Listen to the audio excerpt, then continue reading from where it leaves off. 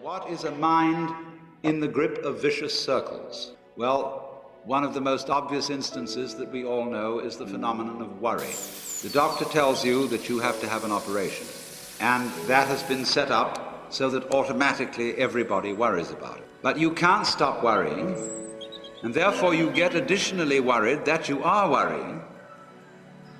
But since worrying takes away your appetite and your sleep, it's not good for you. And then, furthermore, because that is quite absurd and you're mad at yourself because you do it, you are worried because you worry because you worry.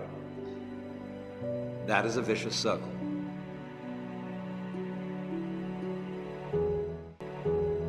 So now, can you allow your mind to be quiet?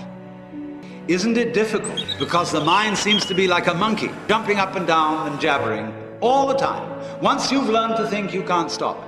And an enormous number of people devote their lives to keeping their minds busy and feel extremely uncomfortable with silence. When you're alone, nobody's saying anything, there's nothing to do, this worry, this lack of distraction. I'm left alone with myself, and I want to get away from myself. I'm always wanting to get away from myself. That's why I go to the movies, that's why I read mystery stories, that's why I go after to girls or anything that you do, or get drunk or whatever. I don't want to be with myself. I feel... So, well, why do you want to run away from yourself? What's so bad about it? Why do you want to forget this? Why do you want to become yourself? Because you are addicted to thoughts, drug, real dangerous one. Compulsive thinking, going on and on and on and on. So there's a difficulty about stopping that activity. And you really have to stop it if you want to be sane. Because if I talk all the time, I don't hear what anyone else has to say. Then I'll end up in the situation of having nothing to talk about but my own talking.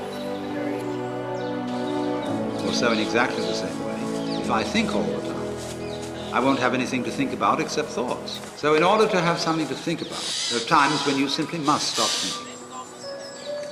Well, how do you do that? The first rule is don't try to. Because if you do, you will be like someone trying to make rough water smooth with a flat iron. And all that will do will stir it up.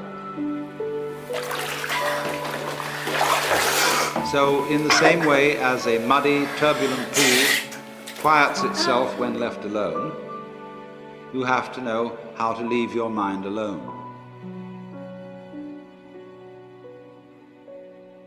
It will quiet itself.